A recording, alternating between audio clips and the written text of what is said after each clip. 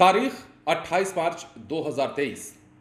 इस तारीख की शाम को एक युवक दहेजुआ बाइक लेकर बाजार को निकलता है। उसे शायद ये बात पता नहीं होती है कि आगे चलकर उसकी जिंदगी खत्म होने वाली है।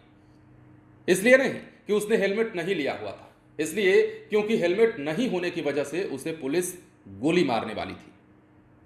दरअसल ये कहानी बिहार की है और 28 मार्च 2023 की शाम को कुछ ऐसी ही घटना हुई थी जब एक युवक अपने दहेज की बाइक को लेकर बाजार जा रहा था। उसके पास हेलमेट नहीं होने की वजह से पुलिसिया जांच से बचने के लिए वो पुलिस को देखकर चकमा देने लगा, भागने लगा और पुलिस ने 4 किलोमीटर तक उसका पीछा करने के बाद गोली मार दी। दरअसल इस घटना के बाद आसपास के इलाके में उस समय हड़कंप भी मचा था और जो पुलिस वाले थे उनके खिलाफ कार्रवाई भी हुई थी। लेकिन अब मामले के इतने दिन बीत जाने के बाद राज्य मानवाधिकार आयोग ने इस मामले पर संज्ञान लेते हुए सरकार को आदेश दिया है और 4 लाख रुपए मुआवजा देने की बात कही है और कहा है कि 8 हफ्तों के भीतर आपको 4 लाख रुपए जो है पीड़ित परिवार को दे देना होगा।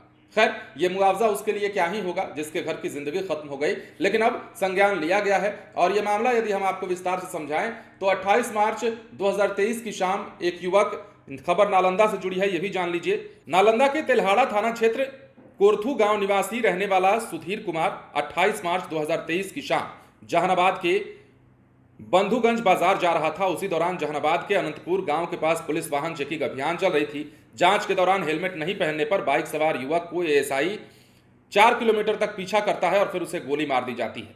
मृतक सुधीर के पास ना तो हेलमेट था और ना ही ड्राइविंग लाइसेंस। गोली मारने के मामले में आरोपित एएसआई मुमताज अहमद को गिरफ्तार कर न्यायिक हिरासत में भेज दिया गया था, जबकि एसपी दीपक रंजन ने घटना के तत्काल बाद जांच क्रम में आरोपी सिद्ध होने पर चेकिंग कर रही टीम के ओकरी ओपी अध्यक्ष भीम कुमार, सिपाही विनय कुमार और कुमार महेश को सस्पेंड भी कर दिया था। अब देखिए, सुधीर कुमार की पीठ में गोली लगी थी, गंभीर रूप से घायल था। 45 दिन के बाद 12 मई को शादी की सालगिरह जिस दिन थी उसी दिन वो जिंदगी से जंग हार गया।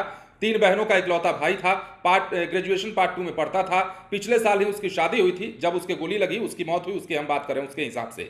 शादी में मिली ग्लैमर से ही वो बाइक से बाजार जा रहा था और शॉपिंग करना था उसे। इस घटना का आरोप जहानाबाद के उकरी थाना में पदस्थापित एएसआई मुमताज अहमद पर लगा था, जिसके बाद उन पर क्या कार्रवाई हुई हमने आपको बताया भी है। तो ये 2023 का यह मामला हमने आपको बताया है, पूरी कहानी हमने आपको बताई है कि 28 मार्च 2023 की शाम को क्या हुआ था और उसके ठीक 46 दिन बाद, लगभग 46 दिन बाद 12 मई 2023 को क्या हुआ था।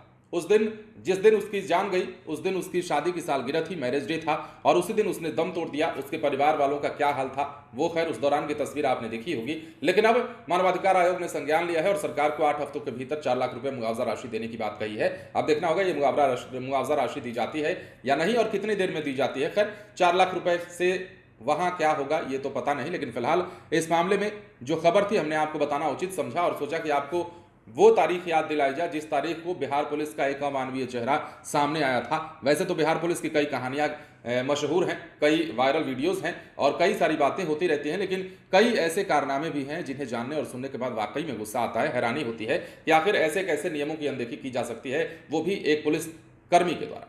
फिलहाल बने रहें लाइव सिटीज के साथ। धन्यवाद।